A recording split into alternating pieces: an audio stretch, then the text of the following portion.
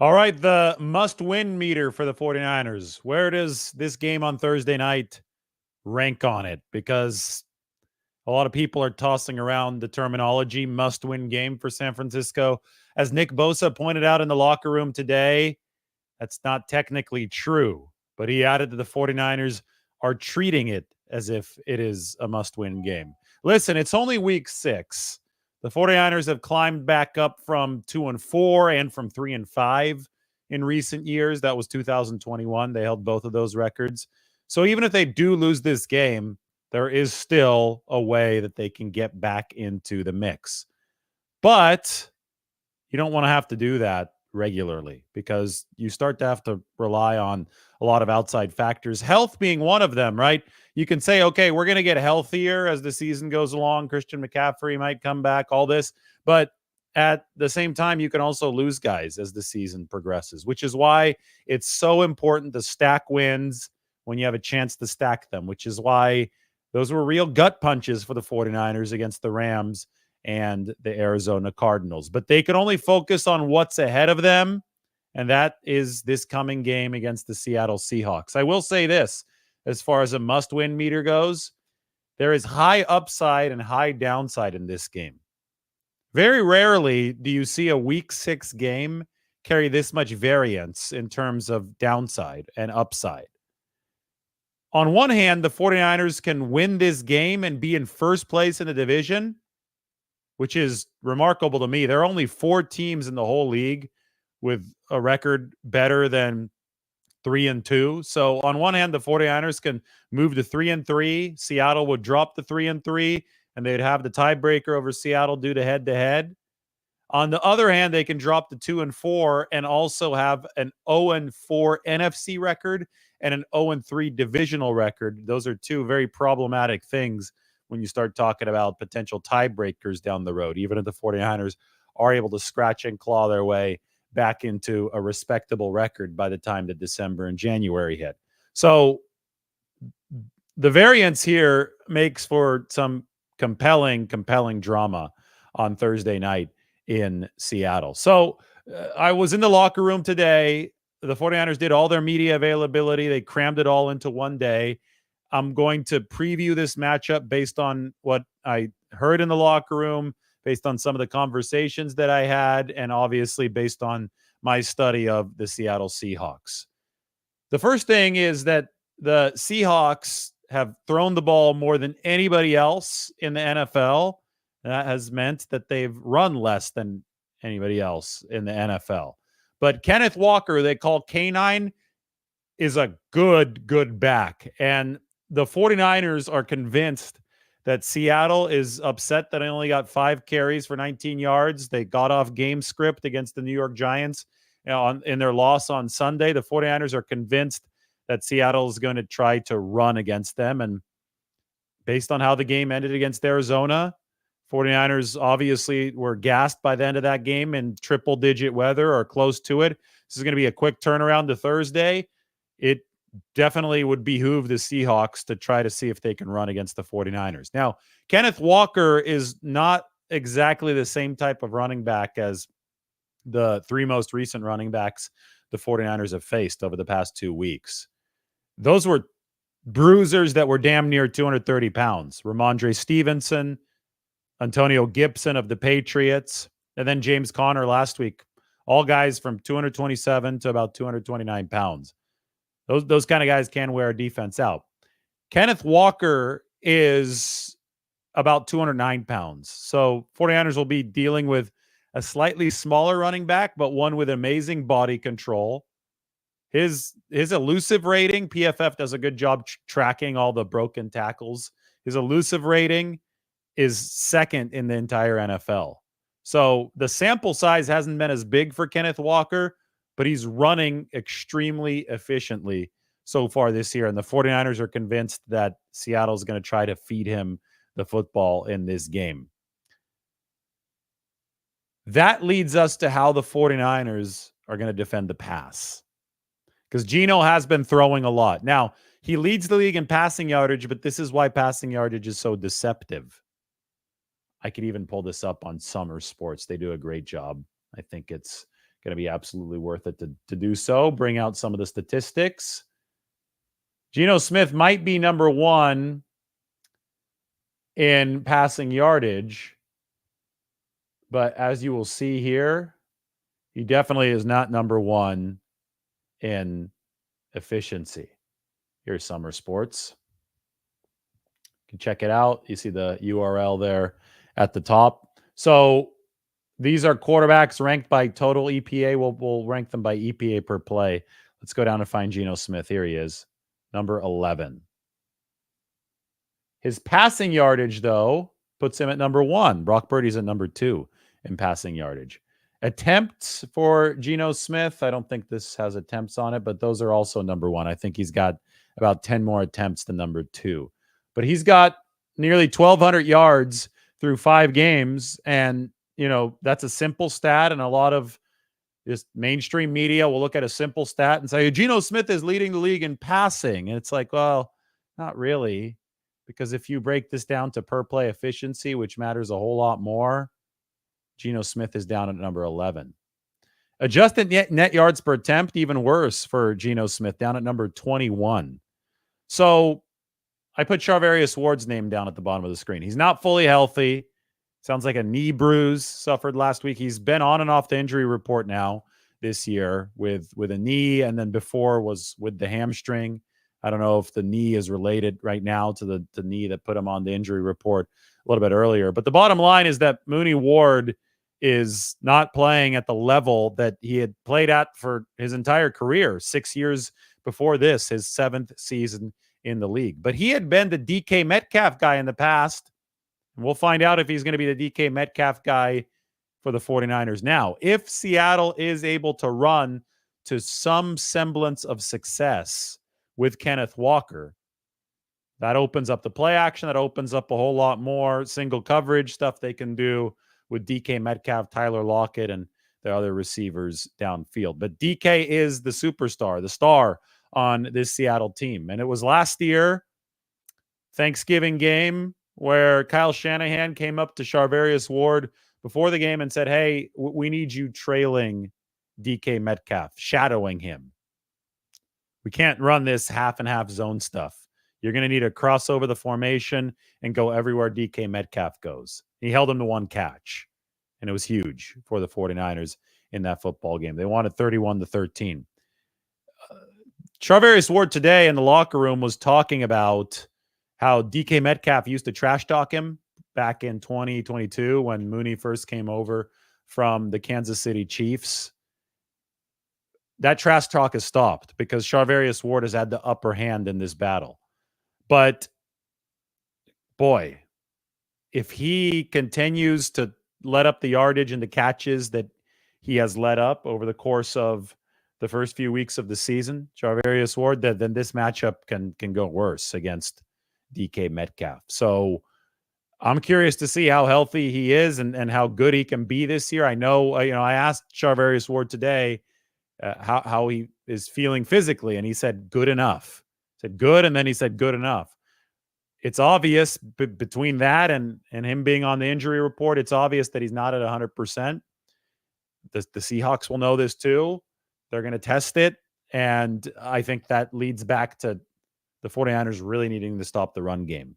Because if you can stop the run game, then you're going to have more potential help for your cornerbacks, both through the pass rush and also potentially through safety help if you're not over-dedicating resources to stopping the run game. But if you're San Francisco, you don't want this to turn into a repeat of 2020 when they went up to Seattle in week 8 and the cornerback situation wasn't good for the 49ers that year, and DK Metcalf ran all over him. Big crossing touchdown for Seattle. There was a reason why they went out and they signed Charvarius Ward after the 2021 season, because they got lit up in the NFC Championship game down the stretch by Cooper Kupp and Odell Beckham Jr. They were a cornerback short. I get it. We've seen Deommodore Lenoir emerge now. I don't think Isaac Yiadom is playing horrible football. I think he's getting a little bit of a bad rap. I thought he had a nice breakup against Marvin Harrison Jr. last week, but you're only going to be as strong as your weakest cornerback out on the field. And right now, Charvarius Ward has given up an uncharacteristic amount of yardage and an uncharacteristic amount of catches. And this right here is the matchup that I think really, really solidified his status with the 49ers. So we're going to get to see it again on Thursday night. The Seahawks, this is interesting, and this could help the 49ers secondary. The Seahawks have not been good up front in terms of pass protection in a while. Bosa always seems to have a really big game against Seattle, always seems to rack up a lot of pressures. This year, it's not looking too much rosier for the Seahawks up front. They rank number 30 in both pass block win rate and run block win rate. So the number 30 in run block win rate might explain some of the worst performance from, or the lesser usage, I guess we should say, the lesser usage from Kenneth Walker this season. But then again, they're dropping Geno Smith back to pass a whole heck of a lot, and they're doing so behind an offensive line that hasn't been all that great. 49ers defensive line is in an interesting spot. No Javon Hargrave. We're wondering how they're going to consistently generate an interior rush. Jordan Elliott's dealing with a knee issue of his own. They got the most pressure from the edges, as expected, against the Arizona Cardinals with Nick Bosa and Leonard Floyd.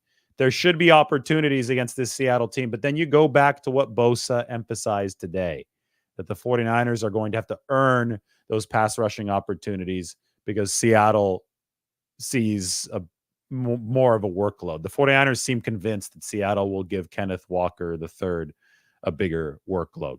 Other side of the ball, I think it's simple. 49ers owned Seattle last year when it was Purdy in the offense, but they're going to have to face a new scheme. It's going to be Mike McDonald. He was the defensive coordinator of the Ravens last year. Everybody knows about that game on Christmas when Purdy threw the 4 interceptions, including, the one that stood out to me the most, because there were some great plays by the Ravens, but the one on, Purdy's blame that stood out the most was the first one. 49ers were driving down the field. Purdy had hit George Kittle for a big gainer, and then he threw the pick to Kyle Hamilton in the end zone, something that Purdy just didn't see.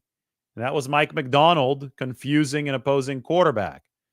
Mike McDonald rode the defensive success that he saw with the Ravens into the head coaching gig with Seattle. And today, Brock Purdy said that it is a very, very similar scheme that the Seahawks are running to what the Ravens ran last year. So Purdy against the Mike McDonald defense.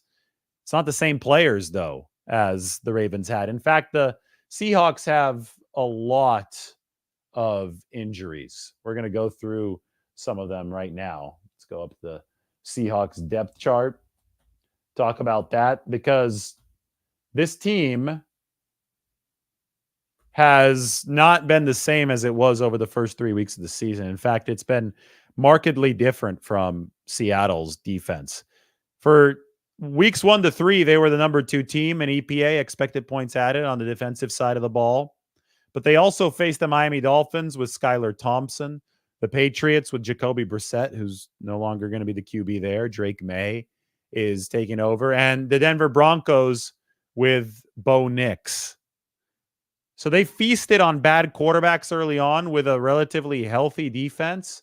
The last 2 weeks, it's been Jared Goff first, taking down Seattle. And, that was a perfect game. That was 18 of 18 from Jared Goff. There was no resistance from the Seattle Seahawks defense in that Monday night game at Detroit. And the point that I made at the time was that,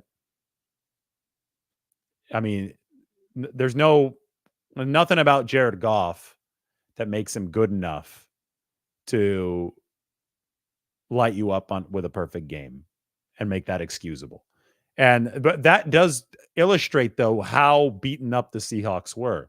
I still think that was an inexcusable performance from the Seattle's defense, but losing Boye Mafe, Byron Murphy II, Leonard Williams was out that game. He's going to be back to face the 49ers. Uchenna Nwosu was out. Being down that entire front seven meant absolutely no pass rush against Jared Goff. And we know that Jared Goff can pick you apart if he's got time to throw. That's the book on Jared Goff. Very efficient quarterback when he's not pressured, terribly inefficient when he is pressured. We saw that in the NFC Championship game. He's not as good as Brock Purdy because Brock Purdy can keep it up even when he's pressured. But then last week, Daniel Jones came into Seattle, and this was against a slightly healthier Seahawks defense, but he also lit him up. I mean, no interceptions for Jones. He took care of the football. The Giants won 29-20, even despite the fact that they fumbled in the end zone, like at the goal line after a drive against Seattle, and that fumble was returned by Rayshon Jenkins for about 101 yards. Even with that swing play, which is a massive, massive swing play, it's a 14-point swing, right? You're at the one, turns into a 100-yard touchdown the other direction. Even with that one swing play, the New York Giants beat the Seattle Seahawks 29-20. So that just goes to show you where Seattle's at right now. It doesn't look like they're an overpowering team. Obviously, the 49ers have showed signs of being an overpowering team, but then they've blown those leads. So now they face off with a spot at the top of the division on the line. And Purdy against the Mike McDonald defense that was number 2 in EPA for the first 3 weeks, but is now number 31 in EPA over the past 2 weeks. Well, Purdy's going to have to face that Mike McDonald defense that I think he can expose, but we'll see if it's players or coaching that's more important. I do think that the last 2 weeks have indicated that the personnel that you have really, really matters. I mean, we talk about Robert Saleh earlier today, fired by the Jets. A lot of 49ers fans wanted them to part ways with Saleh in 2018. He didn't have the players yet then, though. And then when he got the players in 2019, I'm sure the people that wanted him fired in 2018 must have been happy that the 49ers didn't do it, that they didn't take their advice. Because once he got the firepower there from a personnel standpoint, that was Nick Bosa, D Ford, and others that the 49ers added before that 2019 season, Robert Saleh looked a whole lot better. So with the Seattle defense, same kind of dynamic. They've looked good with their guys. They've looked terrible without some of their guys. There's also been another delineation between terrible quarterbacks and at least somewhat competent ones. I'm not sure where to categorize Daniel Jones. That's why I said somewhat competent. He did look somewhat competent against Seattle last week. But Brock Purdy obviously brings a whole new level of competition to the Seahawks to the table. Case in point with Brock Purdy, go back to summer sports, EPA per play, he ranks 6th right now. Adjusted EPA, that's not one of the stats here. Brock Purdy ranks, I believe, 2nd in the league, even after his rougher game last week. So you've got a quarterback that's ranking well against a defense that has feasted on bad quarterbacks. I mean, look at the bottom of this list. Deshaun Watson is at the very bottom of EPA per play. Caleb Williams is there, but Jacoby Brissett, Bo Nix, those are 2 guys that the Seattle Seahawks have seen defensive success against. I'm trying to find Skylar Thompson on this list. He might not be on it because he hasn't started. They only have Tua on here. Tua Tagovailoa. He wasn't having a great year when he went down with the concussion. He's at number 22. And there's only one representative from each team. I don't think that Skylar Thompson would be much higher here than Deshaun Watson, Caleb Williams, Jacoby Brissett, and Bo Nix. Just giving you an idea of the efficiency ratings of these quarterbacks. Anyway, that's my appraisal of this matchup in Seattle. You can see why the 49ers are favored in this football game. It's because Seattle has not been good on either front. I get it. The 49ers haven't been great on either front either, but the 49ers have looked better on the fronts, and it's because Seattle, they're missing a lot of players on the defensive side of the football. Still missing those players. Not all of them, but some of them, and they haven't looked good defensively over the past couple of weeks. So if it is indeed a players kind of league, if players determine it and not coaching, well, Brock Purdy should have a leg up against Mike McDonald's defense that he didn't have last year when McDonald was coordinating the Ravens. But potential equalizers in this game, Seattle and that offense with Geno Smith throwing so much against the 49ers defense. If Charvarius Ward doesn't start reapproaching his former level of play, that can be an issue for the 49ers. And, you know, so much of it's dependent on how well the 49ers stop the run. There's a reason I hammer this every single week. I harp on it every single week. You have to stop the run. They're going to have to earn their way against Kenneth Walker if Seattle does decide to feed him more. End of the day, the big picture is that a win has the 49ers in a good spot, number 1 in the division at 3-3, with a chance to ramp it up the way they have in years prior. A loss, though, puts them into a little bit of a desperation mode. You can't say that it's a must win in the truest sense of the word, because they would not be mathematically eliminated. They'd be far away from it at 2-4. But you can say that on a scale, there is an added sense of importance to this game. It's one thing that I really picked up in the locker room today. I mentioned this at the top of the show. Bosa went ahead and said they're treating it as a must-win game, as they should. 3-3, first place in the division, sounds a whole lot better than 2-4 with all the tiebreakers stacked against you. So that's my scouting report on this game. I'm moving over to 49ers Q&A. I'm going to wade into the comments section. Ian Sharp says, fix the red zone issues. Yes, 49ers have to do that. Seattle is like number 14 in red zone defense. Now, it's still a little bit early, especially on the defensive side of the ball, to gauge what's significant and what isn't. But I do know that the 49ers struggles have been significant. Maybe some lack of aggression from Brock Purdy, maybe some separation issues from the rest of the offense. Definitely some run issues for the 49ers. Their rushing efficiency has not been great. It's one thing if Seattle's got a beleaguered front, if some important guys aren't in there. I know Leonard Williams is back and he's a good player, but if that front is still beleaguered, the 49ers should be able to up the rushing efficiency. That's the one thing that's really been struggling to start these red zone series, is that they're not getting enough yardage on first down. 49ers run on first down more than almost every other team in the league. I think there are only 2 teams, maybe 3 teams that run more than the 49ers on first down. Yet the 49ers rushing efficiency on those downs and then moving over to any down is not high. Again, number 20 in overall rushing EPA per play. So they're not getting the bang that they need for their buck running the football, especially in the red zone. And because of that, it's making things harder for the pass game as they try to establish separation, as they try to find decisive ways to attack the end zone. 2nd and 4 is a whole lot easier than a 2nd and 8 or a 2nd and 9, especially from goal to go inside that 10-yard line. So it's also, a touchdown on first down when you're running the football makes 2nd down and 3rd down a whole lot easier, because 2nd and 3rd down no longer exist. And the 49ers just haven't been getting into those kind of situations yet. So they're going to try to keep on hammering away at this, chopping wood on a week-by-week basis. But it's got to get better. The red zone issues must be fixed, and you're not going to get the cheat code that is Christian McCaffrey and his separation ability and his gravitational force until the Kansas City game at the soonest. So you got to make it work with what they have now. Now, if the 49ers can make it work with the group that they have now, imagine the real boost that Christian McCaffrey's return can give them. Instead of saving them, they can save themselves on Thursday against Seattle. The 49ers can use that McCaffrey boost to take production into another stratosphere when he returns. It's exactly what happened in 2022 when they traded for him. They were able to take the production into a different stratosphere as soon as McCaffrey took hold. Remember when he caught a touchdown, ran for a touchdown, and threw a touchdown against the Rams in his 2nd game with the 49ers after the trade? It's that kind of stuff that San Francisco can really look forward to if Christian McCaffrey does return. But they've got to pass the time before then. All right, I'm going to answer a few questions. Let's go. Am I heading up to Seattle? They are world famous for their burritos. What are you talking about? San Francisco's famous for their burritos. I've never heard of Seattle being famous for their burritos, but please enlighten me if I'm wrong.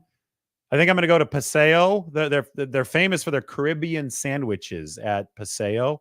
And they've got more than one location now around Seattle. I think that's going to be the pregame meal. And then I've got a cool spot that I'm going to visit on Friday, but I'm not going to spill the beans just yet before I fly back to San Francisco. But I think this has got to be some kind of joke, a Seattle burrito. I don't think that actually exists, or a good Seattle burrito. Correct me if I'm wrong. Let me know where to go get a burrito in Seattle if I'm wrong. I'll do my homework before I go so I don't get duped into something bad, but I do have to question you there. A Seattle hot dog. Maybe. Probably not. I'll probably get some coffee. I'll probably get a paseo sandwich, and I'll get something good for breakfast on Friday morning. I fly out a little bit after noon, so lunch will probably have to be an early one or something at the airport.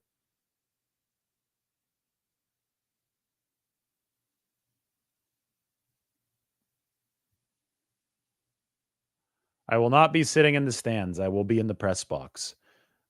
Weather will look much cooler than it was for the 49ers on Sunday. It's going to dip down into the 50s, maybe into the high 40s. It's already October. It's fall up in the Pacific Northwest. Could mean a fresher run defense for the 49ers and also for the Seahawks. I mean, both teams are playing in the same conditions. Last week, it was interesting because both the Cardinals and the 49ers run defense did indeed wear down by the end of the game in the heat. But it was the 49ers who turned the ball over, and it was the Cardinals who were able to hold on to the ball in the second half. Now, turnover differential, the 49ers are at 0. It means they have the same amount of takeaways and giveaways. They're about average. Seattle's actually at -3. There really is no impressive metric about this Seattle team. Yet they're 3-2. And that just goes to show you that they've had 2 horrific games against some better competition after 3 games against worse competition, and they've been hurt too. But if you look at the statistical profile of what the Seahawks have done, it really hasn't been all too impressive. Yeah, we have a comment that says people don't know what a must-win game is. That's true. That's why I said, I put the must-win meter up on the screen here. The must-win meter means that we talk about where on the scale this falls from 1 to 10, 10 being the absolute most must-win game. That could be like a game against the Rams in week 18 of the 2021 season, where it was win or go home for the 49ers. That was a 10 on the must-win meter. This one's probably a 6. I'll put it at a 6. Yeah, this is a 6, but the 49ers are treating it as a must-win, as is their right, and I think that's probably smart for San Francisco. You could really get, I think, a lot back on track if you can walk into Seattle and win this game on Thursday night. Just from a symbolic perspective, you want to start believing that you can get this done. Every new team, every year, there's a new group of players. You might have the same stars, but there's a new group of players. You want them to just subconsciously buy in to the belief that they can get the job done in situations like this. Kyle Shanahan yesterday showed the 49ers a lot of clips of the 49ers previously in Seattle. There might have been some negative clips in that too, but also there were the positive ones. Dre Greenlaw's stop in 2019, big wins in 2022 and 2023, including eating turkey on Seattle's field on Thanksgiving yesterday. Shanahan tried to give the 49ers the whole history and the full lowdown on how tough it is to win in that environment, how you silence that kind of crowd, because there are guys that weren't on those teams. A lot of guys weren't on those teams for the 49ers. Again, the star core remains largely intact, but so many of these role players that are going to have important jobs for the 49ers to execute on Thursday night in Seattle weren't part of the team. So it's important to get everybody on the same page, get them believing so that the same results that we saw in 2022 and 2023 hold true. Now, the 49ers don't want the same results as 2021. That's when special teams cost them big time in Seattle. Funny enough, the 49ers are second to last in special teams. They've moved up one spot after the blocked field goal for a touchdown. Seattle's number 27. This is the first time in a long time that I've seen a Seattle special teams unit ranked this low. It's probably because they lost Brian Schneider to the 49ers. I kid. But Seattle, under Pete Carroll, hung their hat on special teams. That was an extremely important part of what they did. Now they rank low, and, I remember when the 49ers and the Packers got together in the 2021 season playoffs, they both ranked low in special teams. So it was a race to the bottom. Who was going to be worse? Who's going to actually use a traditionally weak phase of the game to win it? And it was the 49ers.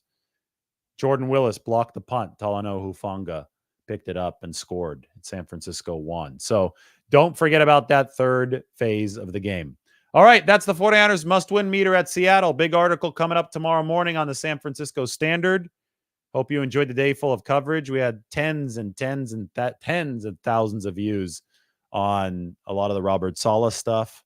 So be sure to check out the Standard and be sure to be ready for tomorrow morning. Speaking of burritos, I'm going to go down the Mission Street right now and get myself dinner. So we'll talk to you very soon.